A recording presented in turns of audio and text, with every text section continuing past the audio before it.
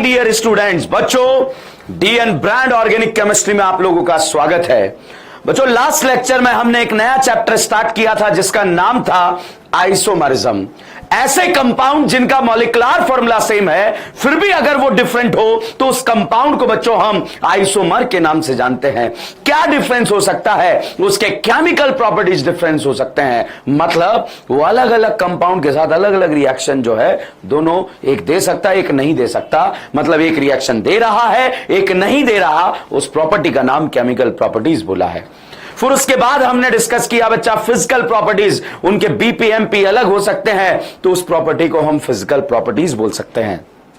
बच्चों अगर केमिकल और फिजिकल दोनों प्रॉपर्टीज डिफर करते हैं तो उसे हम आइसोमर बोलते हैं, या दोनों में से एक भी डिफर कर जाता है तब भी हम उसे आइसोमर बोलते हैं। इस तरह से हमने फिर डिवाइड करा, एक स्ट्रक्चरल आइसोमर एक स्टीरियो आइसोमर। स्ट्रक्चरल आइसोमर के बारे में अगर हम बात करें, स्ट्रक्चरल आइसोमर के बारे में अगर हम बात करें तो बेटा बिल्कुल सिंपल सी बात है, मॉलिक्यूलर फॉर्मूला सेम है मगर आईयूपीएसी नाम अगर डिफरेंट हो जाए तो उसे बेटा हम बोलते हैं स्ट्रक्चरल आइसोमर। अब उसके बाद बच्चों स्ट्रक्चरल आइसोमर स्टार्ट करने से पहले मैं आपको मॉलिक्यूलर फॉर्मूलास के बारे में बता रहा था, तो मॉलिक्यूलर फॉर्मूलास के बारे में बात करूं, वैसे मैंने बात करी थी लास्ट लेक्चर में। जैसे बेटा यहां पर अगर मैं बात करूं, ये फंक्शनल ग्रुप एल्डिहाइड है, ये फंक्शनल ग्रुप की अगर हम बात करें ये कीटोन है, और अगर इस वाले फंक्शनल ग्रुप के बारे में बात करें तो ये अल्कोहल है, और अगर इस वाले फंक्शनल ग्रुप के बारे में बात करें तो ये ईथर है। एक एल्डिहाइड है, एक कीटोन है, एक अल्कोहल है, एक ईथर है, सबके अंदर एक एक ऑक्सीजन है मगर यहां पर एक पाई बॉन्ड आ रहा है, यहां एक पाई बॉन्ड आ रहा है, मगर इन दोनों में सारे सिग्मा बॉन्ड है। मतलब जब सारे सिग्मा बॉन्ड होते हैं और अगर एक ऑक्सीजन आ जाता है तो मान के चलिए या तो वो ईथर होगा या फिर वो अल्कोहल होगा। अगर एक पाई बॉन्ड आ जाता है, अगर एक पाई बॉन्ड आ जाता है और अगर एक ऑक्सीजन होता है तो मान के चलिएगा या तो एल्डिहाइड होगा या फिर कीटोन होगा। इसी तरह से बेटा अगर हम बात करें RCOOR, बच्चों इसे हम ईस्टर बोलते हैं, COOR इसे ईस्टर के नाम से जानेंगे। अब इसे अगर ईस्टर के नाम से हम यहां पर जाने, यहां पर बेटा मैंने लिखा COOH, तो भैया दो ऑक्सीजन ईस्टर में भी है, दो ऑक्सीजन जो है एसिड में भी है, तो भैया अगर एक पाई बॉन्ड के साथ जो है दो ऑक्सीजन दिया हुआ है तो फिर हम ये कह सकते हैं कि वहां पर ईस्टर या फिर एसिड होगा, ऐसा हम अनुमान लगा सकते हैं। सर कैसे लगा सकते हैं? अभी वो बात मैं आपको बताने वाला हूं। जैसे बेटा लास्ट लेक्चर में हमने डिस्कस करा, जब करीना 1 होगी तो भिकमंगे 4 होंगे, जब करीना 2 होगी तो भिकमंगे 6 होंगे, जब करीना 3 होगी तो भिकमंगे 8 होंगे, जब करीना 4 होगी भिकमंगे 10 होंगे, जब करीना 5 होगी भिकमंगे 12 होंगे, जब करीना 6 होगी भिकमंगे 14 होंगे। तो इस तरह से करीना का दुगना +2 कर देना, उतने जो है वहां पर आप भिकमंगे लगा सकते हो। जैसे बेटा अगर मैं यहां पे लिख दूं C6H12, मतलब आप यहां पर देखिएगा, यहां पर देखिएगा C6H12 लगाया, यहां से यहां आने पर मैंने 2 हाइड्रोजन कम कर दिए। 2 हाइड्रोजन कम करने पर मैंने आपको लास्ट लेक्चर में बताया था कि एक पाई बॉन्ड लगाते हैं, मतलब इस स्ट्रक्चर में पाई बॉन्ड आएगा। यहां पर अगर बेटा हम बात करें, यहां पर अगर मैंने C5H10 लगा दिया, 2 हाइड्रोजन कम हो गए। अब 2 हाइड्रोजन कम होने पर एक पाई बॉन्ड आएगा या फिर रिंग भी आ सकता है, तो दोनों में रिंग भी आएगा और पाई बॉन्ड भी आ सकता है। इसकी बात करें C4, यहां पर मैंने लिख दिया C4H8 लिख दिया, तो यहां से यहां जाने पर 2 हाइड्रोजन का नंबर कम हो गया, यहां से यहां जाने पर 2 हाइड्रोजन लेस हो गए, और जैसे ही 2 हाइड्रोजन लेस हो गए तो बेटा हम यहां पर बोल सकते हैं, इतना सा यहां पर बोल सकते हैं कि जब 2 हाइड्रोजन का नंबर लेस हो जाता है, 2 हाइड्रोजन जब यहां पर लेस हो जाते हैं तो ये क्रिस्टल क्लियर बात है, ये क्रिस्टल क्लियर बात यहां पर निकल कर आती है। और वो बात क्या निकल कर आती है? वो इतनी सी बात यहां पर निकल कर आएगी कि आप एक पाई बॉन्ड लगा सकते हैं या इसमें रिंग लग सकती है। इसी तरह से C3H6 यहां पर लिखा, 3 करीना के साथ 8 हाइड्रोजन है, मतलब यहां पर 2 कम है, 2 कम है तो ओपन चेन में एक पाई बॉन्ड लगता है, और अगर साइक्लिक बनता है तो उसमें जो है साइक्लिक स्ट्रक्चर बनता है। मेरा कहने का मतलब बेटा, मेरा कहने का मतलब इतना सा है कि जैसे C3H8 अगर लिखा तो आप इसे ऐसे भी लिख सकते हैं, मगर एक पाई बॉन्ड लगाना पड़ेगा। आप इसे जो है, सॉरी, यहां पर आपने C3H6 लिखा तो इस C3H6 को बेटा आप ऐसे भी लिख सकते हैं या फिर ऐसे भी लिख सकते हैं। यहां पर आप देखिए बेटा 3 करीना है, 3 करीना के साथ भिकमंगे 6 है, यहां पर 3 करीना है, 3 करीना के साथ भिकमंगे 6 है। तो अगर ओपन चेन बनाया तो पाई बॉन्ड लगाया, और साइक्लिक बनाया तो साइक्लिक रिंग आ जाएगी, क्योंकि उसमें भी 2 हाइड्रोजन लेस होते हैं। सर ये क्यों बताया? डायरेक्ट पता लगेगा, डायरेक्ट पता लगेगा। कैसे?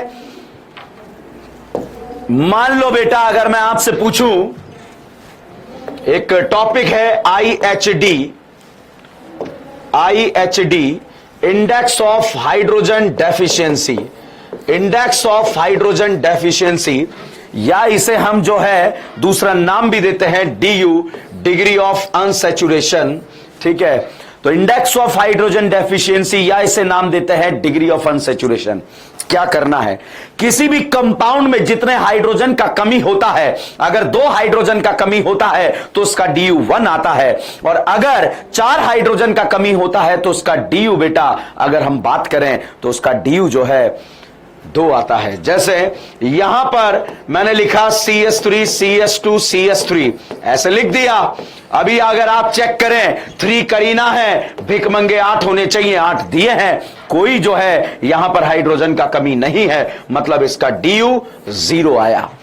इसी तरह से अगर मैंने यहां पर इस करीना और करीना के बीच में एक पाई बॉन्ड बना दिया, तो जैसे ही एक पाई बॉन्ड यहां पर बनाया, पाई बॉन्ड बनाने के बाद अगर आप यहां पर चेक करें, पाई बॉन्ड बनाने के बाद अगर आप यहां पर चेक करें तो भैया 2 हाइड्रोजन लेस हो गए, और 2 हाइड्रोजन लेस होने पर C3H6 यहां पर आया और C3H6 यहां पर आया। तो इतना सा हमें यहां पर समझ में आया कि यहां से यहां आने पर 2 हाइड्रोजन कम हो गए, और 2 हाइड्रोजन कम होने पर DU कितना आता है? 1 आता है। ठीक है, इसी तरह से अगर मैं एक और पाई बॉन्ड यहां पर लगाऊंगा, और जैसे एक और पाई बॉन्ड यहां पर लगाया, लगाने के बाद के बारे में अगर बात करें, C3H4 यहां पर आया तो इसका DU जो है 2 आया।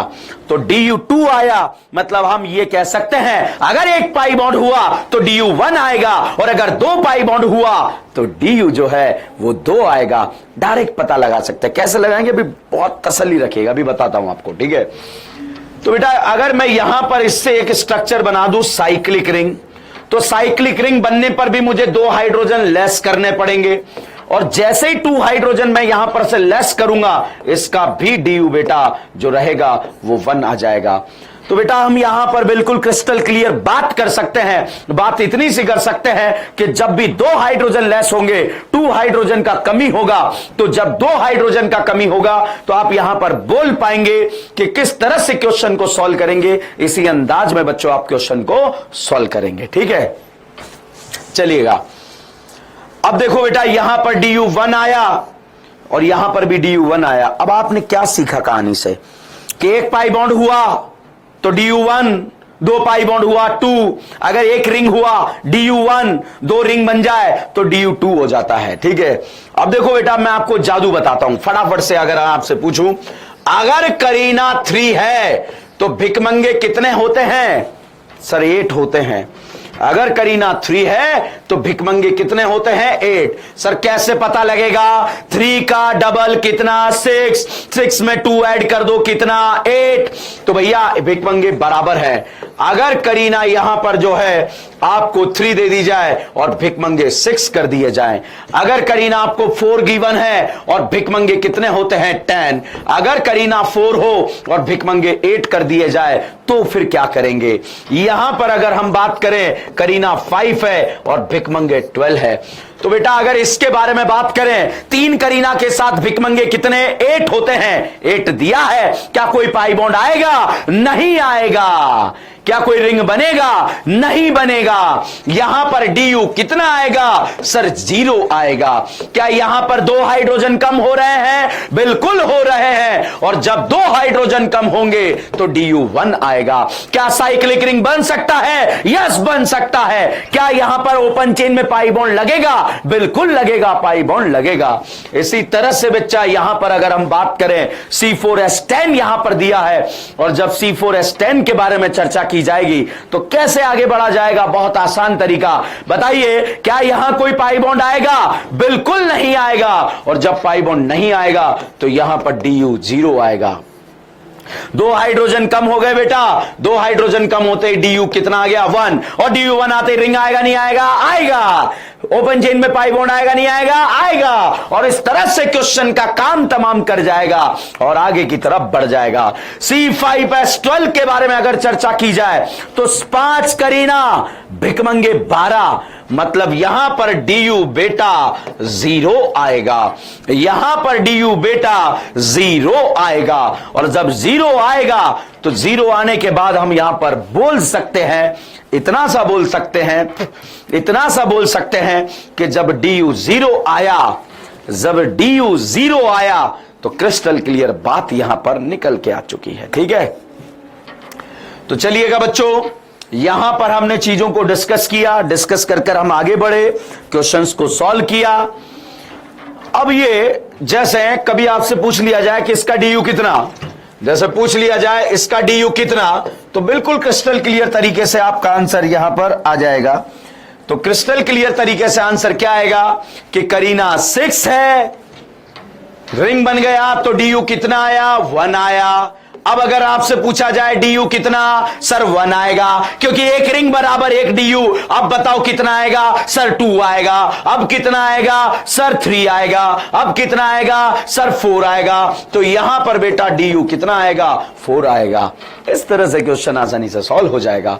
इसी तरह से बेटा अगर हम यहां पर बात करें, ये मैंने स्ट्रक्चर बना दिया, फटाफट बोलो भैया DU कितना? सर एक रिंग बराबर एक DU। अब बता दो बेटा यहां पर DU कितना आएगा? सर 2 रिंग बराबर 2 DU, तो यहां पर 2 आया। अब कितना आया? अब 3 आया, अब 4 आया, अब 5 आया, अब 6 आया, अब 7 आया। तो DU बराबर कितना आया? 7 आया। डायरेक्ट क्वेश्चन सॉल्व कर सकते हैं। ठीक है, ओके। अगला जादू यहां पर हम देखते हैं बच्चों, ये जादू हो रहा है। अब मॉलिक्यूलर फॉर्मूला बेकार नहीं लगेगा, बड़ा मजा आएगा मॉलिक्यूलर फॉर्मूला देखकर आपको। ठीक है, अब जैसे बेटा मैं आपसे पूछ लूं कि मैंने C6H14 लिखा, बताओ 6 करीना के साथ कितने हाइड्रोजन होते हैं? भाई साहब 6 करीना के साथ 14 हाइड्रोजन है। क्या 14 दिए हैं? बिल्कुल दिए हैं। पाई बॉन्ड आएगा? नहीं आएगा। क्या इसके अंदर कोई रिंग आएगा? बिल्कुल नहीं आएगा। पता लग रहा है ना, डायरेक्ट पता लग रहा है। बनेगा नहीं बनेगा, रिंग बनानी नहीं बनानी, पहले से पता लग गया बेटा। ठीक है, यहां पर अगर हम बात करें, मान लीजिए बेटा यहां पर लिखा C3H8O दे दिया। अब कोई आपसे पूछे कि भैया C3H8 मतलब, भाई साहब एक ऑक्सीजन मिलाकर एक फंक्शनल ग्रुप या तो एल्डिहाइड बनता है, या कीटोन बनता है, या अल्कोहल बनता है, या ईथर बनता है। अब बताओ बेटा क्या यहां पर 3 करीना के साथ 8 हाइड्रोजन है? बिल्कुल है। क्या कोई पाई बॉन्ड आएगा? नहीं आएगा। नहीं आएगा तो भैया क्रिस्टल क्लियर बन जाएगा कि यहां पर बिना पाई बॉन्ड वाला या तो अल्कोहल बन जाएगा या फिर क्या बन जाएगा? ईथर बन जाएगा। आया, लगा जादू। यहां पर बेटा अगर एग्जामिनर ने C3H6O दे दिया कि अब बोलो अब क्या बन जाएगा? एक ऑक्सीजन और 2 हाइड्रोजन कम है, मतलब एक पाई बॉन्ड आएगा। और जब एक पाई बॉन्ड आएगा तो यहां पर या तो एल्डिहाइड बन जाएगा या फिर कीटोन बन जाएगा। तो इस तरह से आप क्वेश्चंस को आसानी से सॉल्व कर सकते हैं। और बच्चा अगर आपको ऐसे दे दिया जाए कि भाई बताओ इसका मॉलिक्यूलर फॉर्मूला क्या है? 5 करीना, एक रिंग बन गई। 5 करीना है, भिकमंगे कितने होने चाहिए? 12, मगर रिंग बनने से कितने रह गए? 10। डायरेक्ट पता लग गया, चेक ही नहीं करना मॉलिक्यूलर फॉर्मूला। अगर कोई आपको ऐसे दे दिया जाए कि भाई बताओ मॉलिक्यूलर फॉर्मूला में कितने कार्बन, अरे भाई 6 करीना के साथ भिकमंगे 14 होते हैं, रिंग बनने पर 12 रह गए, एक और पाई बॉन्ड लगा दिया तो भाई 10 रह गए। आपका क्वेश्चन सॉल्व हो गया और आप आसानी से आगे बढ़ गए और इस तरह से मजे कर कर यहां पर इस आइसोमर जैसे चैप्टर में आगे निकल गए। ठीक है बच्चों, तो इस तरह से चलिएगा। अब हम स्टार्ट करते हैं एक बहुत ही बेहतरीन टॉपिक जिसका नाम है स्ट्रक्चरल आइसोमर। और स्ट्रक्चरल आइसोमर के लिए अगर मैं यहां पर बात करूं, इसकी डेफिनेशन मैंने लास्ट लेक्चर में आपको लिखवाई थी, स्ट्रक्चरल आइसोमर्स। अब बच्चों स्ट्रक्चरल आइसोमर्स या स्ट्रक्चरल आइसोमरिज्म के बारे में हम चर्चा करते हुए आगे बढ़ेंगे। तो ऐसे कंपाउंड जो कहता है मेरा मॉलिक्यूलर फॉर्मूला सेम है, तो भाई साहब आइसोमर के बारे में आप बात कर सकते हैं। बट अगर वो कंपाउंड कह दे मेरा स्ट्रक्चरल फॉर्मूला, मतलब आईयूपीएसी नाम डिफरेंट हो चुका है, मतलब स्ट्रक्चरल फॉर्मूला आईयूपीएसी नाम डिफरेंट हो चुका है, तो उसे हम क्या बोलते हैं? स्ट्रक्चरल आइसोमर बोलते हैं। और इस तरह से आप नाम लिखकर आगे की तरफ बढ़ सकते हैं। तो बच्चों मॉलिक्यूलर फॉर्मूला सेम हो गया, मॉलिक्यूलर फॉर्मूला सेम हो गया और सेम कर कर जो है अब आगे की तरफ बढ़ेंगे। अब सर स्ट्रक्चरल में सबसे पहले हम डिस्कस करने जा रहे हैं उस आइसोमर का नाम है फंक्शनल आइसोमर। अब अच्छा फंक्शनल आइसोमर्स क्या होते हैं, चलिएगा डिस्कस करते हैं। नाम से पता लग रहा है कुछ दिमाग में रखना ही नहीं है भैया। ऐसे कंपाउंड जिसका मॉलिक्यूलर फॉर्मूला क्या हो? सेम हो। ऐसे कंपाउंड जिसका मॉलिक्यूलर फॉर्मूला सेम हो, मगर नाम से पता लग रहा है अगर उसका फंक्शनल ग्रुप डिफरेंट हो जाए, मतलब फंक्शनल ग्रुप डिफर कर जाए, तो उसे हम क्या बोलते हैं? फंक्शनल आइसोमर बोलते हैं। ऐसे कंपाउंड जिनका मॉलिक्यूलर फॉर्मूला सेम हो बट अगर फंक्शनल ग्रुप डिफरेंट कर जाए या डिफरेंट हो जाए तो उसे फंक्शनल आइसोमर बोलते हैं। कैसे बच्चों? यहां पर अगर आपको दिया हुआ है क्वेश्चन नंबर 1, क्वेश्चन नंबर 1 बेटा अल्कोहल और ईथर के बारे में चर्चा की जाए सबसे पहले, तो यहां पर लिखा CH3CH2OH, CH3OCH3। Molecular formula check करने का बेस्ट तरीका, करीना कितनी है? सर 2 है। भिकमंगे कितने होने चाहिए? सर 6 होने चाहिए। 6 दिए हैं क्योंकि कोई पाई बॉन्ड नहीं है, मतलब दोनों में करीना 2 है, भिकमंगे 6 है, ऑक्सीजन 1 है, मतलब दोनों का मॉलिक्यूलर फॉर्मूला क्या हो गया? सेम हो गया। और जब सेम हो गया तो अब आप चेक कीजिएगा बेटा, ROH ये बन गया भाई साहब दारू, और ROR ये बन गया ईथर, और दारू और ईथर में रिलेशन होगा, अलग अलग फंक्शनल ग्रुप है, इसे बोलेंगे फंक्शनल आइसोमर। सर ऐसा क्या अलग हुआ? आईयूपीएसी नाम अलग हुआ, उससे क्या हुआ? अल्कोहल का रिएक्शन अलग होता है, ईथर का रिएक्शन अलग होता है, रिएक्शन करने का टेंडेंसी अलग हो गया, और जब रिएक्शन करने का जो टेंडेंसी अलग होता है उसे हम बोलते हैं केमिकल प्रॉपर्टीज, मतलब दोनों का केमिकल प्रॉपर्टीज डिफर कर गया। तो भैया एक कंपाउंड कहता है मेरा MF सेम है मगर मेरा FG डिफरेंट है, FG बोले तो फंक्शनल ग्रुप डिफरेंट है, तो उसे बेटा हम फंक्शनल आइसोमर बोलते हैं। अब इसी तरह से बेटा question number option number functional isomer हम यहां पर डिस्कस कर रहे हैं। फंक्शनल आइसोमर में अगर हम डिस्कस करें, एक आता है एल्डिहाइड आता है और एक आता है कीटोन आता है। तो एल्डिहाइड और कीटोन के बारे में चर्चा की जाए, जैसे बेटा यहां पर दिया CH3COCH3। भैया जब तक मॉलिक्यूलर फॉर्मूला सेम नहीं है आइसोमर का कोई वजूद नहीं है। अगर मॉलिक्यूलर फॉर्मूला सेम नहीं है तो आपको आइसोमर चेक ही नहीं करना है, वो नॉट आइसोमर होगा। यहां कितनी करीना? 3। यहां कितनी करीना? 3।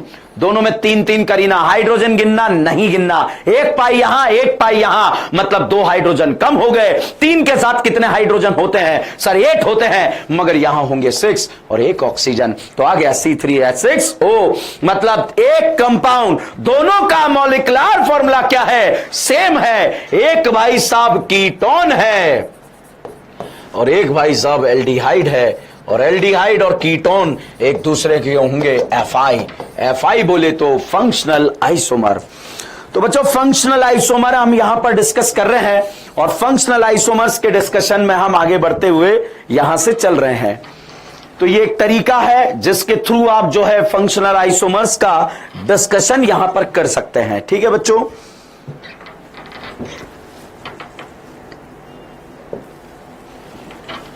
नेक्स्ट हम बात करते हैं। नेक्स्ट आता है फंक्शनल आइसोमर में जो अगला एग्जाम्पल यहां पर आता है, वो अगला एग्जाम्पल हम लेते हैं कार्बोक्सिलिक एसिड एंड ईस्टर। बच्चों तो आइसोमर डिस्कस कर रहा हूं, अब मैं 10,000 एग्जाम्पल करा दूं, आपको पता है सर फंक्शनल आइसोमर पढ़ा रहे हैं, या तो ये फंक्शनल आइसोमर होगा या नहीं होगा। इसलिए जब मिक्स क्वेश्चन करेंगे तब और मजा आएगा। अभी यहां पर हम बात कर रहे हैं एसिड एंड ईस्टर। जैसे बेटा यहां पर CH3 CH2 C double bond OH दिया है, एक यहां पर दे दिया CH3 C double bond OCH3 यहां पर दे दिया। दोनों के मॉलिक्यूलर फॉर्मूला के बारे में बात करें, यहां पर कितनी करीना 3 है, यहां कितनी करीना 3 है। यहां बताओ क्या पाई बॉन्ड आ रहा है, आ रहा है, यहां आ रहा है या नहीं आ रहा है, आ रहा है। मतलब 2 हाइड्रोजन कम हो गए, 2 हाइड्रोजन कम हो गए, तो यहां पर 6 हाइड्रोजन और यहां पर 2 ऑक्सीजन, यहां भी 2 ऑक्सीजन। दोनों का मॉलिक्यूलर फॉर्मूला सेम है, एक एसिड है एक ईस्टर है। तो भाई ये एसिड है और इसकी बात करें तो ये ईस्टर है। तो एसिड और ईस्टर अलग अलग फंक्शनल ग्रुप हो गया, और जब अलग अलग फंक्शनल ग्रुप हो गया तो केमिकल प्रॉपर्टीज अलग हो गया। केमिकल प्रॉपर्टीज अलग होने से, फंक्शनल ग्रुप डिफरेंट होने से ये बन गया फंक्शनल आइसोमर। नेक्स्ट बच्चों, नेक्स्ट आता है 1 डिग्री 2 डिग्री 3 डिग्री अमाइन। बच्चों 1 degree 2 degree 3 degree amine consider as a different functional group. अलग अलग फंक्शनल ग्रुप की तरह इसे कंसीडर किया जाता है। क्यों किया जाता है अभी आपको बहुत क्रिस्टल क्लियर होगा। जैसे यहां पर बच्चों मैंने लिखा CH3 CH2 NH2 CH3 NH CH3, यहां पर बच्चों 2 करीना है, यहां भी 2 करीना है। यहां टोटल 7 हाइड्रोजन है और 1 नाइट्रोजन है, यहां भी 7 हाइड्रोजन है और 1 नाइट्रोजन है। मतलब दोनों का जो है मॉलिक्यूलर फॉर्मूला क्या हो गया है, सेम हो गया है। अब हम बात करें इस नाना पार्टिकल से जब डायरेक्टली एक करीना जुड़ती है, इसे 1 डिग्री अमाइन बोलते हैं। अब इस नाना पार्टिकल के अगल में भी करीना, बगल में भी करीना, दोनों तरफ करीना, और इसे हम बोलेंगे secondary amine. And primary, secondary and tertiary amine consider as a different functional group. तो इसीलिए these are known as a functional isomer. तो बच्चों इसे हम फंक्शनल आइसोमर क्या कैटेगरी देंगे। अब सर ऐसा क्या हुआ, ये भी तो अमाइन है, ये भी अमाइन है, फिर हुआ क्या, कांड क्या हुआ। देखो भाई ध्यान से सुनिए, कांड क्या हुआ। इस नाना पार्टिकल पर 2 हाइड्रोजन है और इस नाना पार्टिकल पर 1 हाइड्रोजन है। आगे बेटा हम चैप्टर पढ़ते हैं अमाइन एंड एनिलीन। उस चैप्टर में आप देखेंगे जो रिएक्शन प्राइमरी अमाइन दे देता है या जो इसके प्रोडक्ट होते हैं वो सेकेंडरी अमाइन के नहीं होते, या जिससे रिएक्शन करता है ये नहीं करता। मतलब रिएक्शन करने का टेंडेंसी जो है वो अलग हो गया, डिफरेंट हो गया। इसीलिए बच्चों इसे हम जो है फंक्शनल आइसोमर बोलते हैं। जैसे यहां पर हम बात करें CH3 and CH2 CH3, ये बात करा CH3 and CH3 CH3। अब दोनों में हम बात करें तो भैया नाना पार्टिकल के अगल में भी करीना, बगल में भी करीना, 2 डिग्री अमाइन है। यहां पर बात करें अगल बगल नगल तीनों तरफ करीना है, 3 डिग्री अमाइन है। तो भैया चेक करने से पहले आपको मॉलिक्यूलर फॉर्मूला चेक करना पड़ेगा, और मॉलिक्यूलर फॉर्मूला जब आप चेक करेंगे तो चेक क्या होगा, नाना पार्टिकल्स के साथ यहां पर 3 करीना है और यहां पर भी 3 करीना है बेटा। यहां पर 3 करीना, यहां 3 करीना, यहां पर हाइड्रोजन 9 है। तो आप देखिएगा 3 3 6 7 8 9, यहां भी 9 है और एक नाना पार्टिकल है। मतलब दोनों का मॉलिक्यूलर फॉर्मूला सेम, मगर एक सेकेंडरी अमाइन है, एक टर्शरी अमाइन है। फंक्शनल ग्रुप डिफरेंट हो गया और डिफरेंट हो गया, डिफरेंट हो गया, तो ये क्या बन गया, फंक्शनल आइसोमर बन गया। समझ गए, फंक्शनल आइसोमर बन गया। ठीक है, फंक्शनल ग्रुप डिफरेंट हो गया। तो this is known as a functional isomer. तो बच्चों यहां पर अगर हम बात कर रहे हैं फंक्शनल आइसोमर के बारे में बात कर रहे हैं और उसी से रिलेटेड चीजों को डिस्कस कर रहे हैं, तो बड़े मजेदार तरीके से जो है अभी चीजें डिस्कस हो रही है और बहुत जल्द दिवाली आने वाली है। दिवाली के पटाखे आप लोग चलाएंगे, बढ़िया से बेहतरीन तरीके से चलाइए, मगर हाथ में मत चलाइए, किसी के सर पे मत चलाइए, किसी की धोती में मत चलाइए, तरीके से चलाइए अगर चलाने हैं तो, ठीक है। और दूसरा, डीएन ब्रांड की पार्टी के लिए जो पर्सनली मैसेजेस आपके पास गए, उसमें से बहुत सारे स्टूडेंट जो कोटा में हैं वो आ रहे हैं उस पार्टी में। जल्दी बच्चों आप लोगों को मेन्यू तो नहीं, मेन्यू तो जो है बहुत ही प्यारा रखा जाएगा ताकि आपको खाने पीने में कोई दिक्कत ना आए। हर तरह की वैरायटी वगैरह जो है वहां पर रखेंगे। फिर भी अगर आपकी कोई फेवरेट डिश है तो आप डीएन ब्रांड को बता सकते हैं, वो डिश आप लोगों के लिए रखी जाएगी या अरेंज करा दी जाएगी, ठीक है। तो मगर वेज, ठीक है। तो बहुत एक्साइटेड हैं उस सबसे, आप सबसे मिलने के लिए, मस्ती करेंगे, मजे करेंगे और दिवाली से पहले एक बहुत ही प्यारा get together DN brand organic के साथ आप लोगों का होगा। जो हम मिल नहीं पा रहे ना आपस में, वो मिलेंगे भी सही, ठीक है। तो बच्चों एक बच्चे का मैसेज आया मेरे पास, शायद आप में से कोई हो सकता है, चलो छोड़ो यार, ठीक है। चलिएगा, मैसेज क्या आया कि सर मैं जो है पार्टी में नहीं आ पाऊंगा, कोटा में नहीं हो, तो वो टी शर्ट प्लीज मेरे लिए वो टी शर्ट भिजवा देना। बिल्कुल भिजवा देंगे कि सर मैं आपको जो है वो कुरियर के पैसे दे दूंगा। अरे भाई भिजवा देंगे यार, ठीक है, क्यों टेंशन ले रहे हो। तो चलिए आप लोगों का एड्रेस पूछ लिया जाएगा, भिजवा दिया जाएगा जो उस बच्चे का मैसेज आया। और बाकी जो वहां पर मिलेंगे डीएन ब्रांड पार्टी में, वहां पर जो है बढ़िया से डांस पार्टी, मजे करेंगे, एक दूसरे के साथ एक्सपीरियंस शेयर करेंगे और एक स्ट्रेटजी तैयार करेंगे बच्चों कि आने वाले 2022 के अंदर कैसे नीट एग्जाम को क्रैक किया जाएगा और किस तरह से आगे बढ़ा जाएगा, ठीक है बच्चों। तो जब भी आपको किसी तरह का कोई भी क्वेरी होता है, किसी भी तरह का कोई भी प्रॉब्लम होता है, तो आप कुणाल सर को मैसेज कर दिया करो, कुणाल सर को कॉल कर दिया करो, क्योंकि मैं दिन भर क्लासेस में रहता हूं बेटा, ठीक है। कभी लाइव क्लास, कभी कौन सा क्लास, कभी कौन सा क्लास, चलता ही रहता है, ठीक है। तो किसी भी तरह का क्वेरी है और आप लोगों का जो प्यार मिल रहा है, अरे भाई साहब सुभान अल्लाह, सल्यूट है यार सबको, ठीक है। एक बेटा कल एक क्वेश्चन था जब हम पढ़ रहे थे, तो वो ऐसे आया था,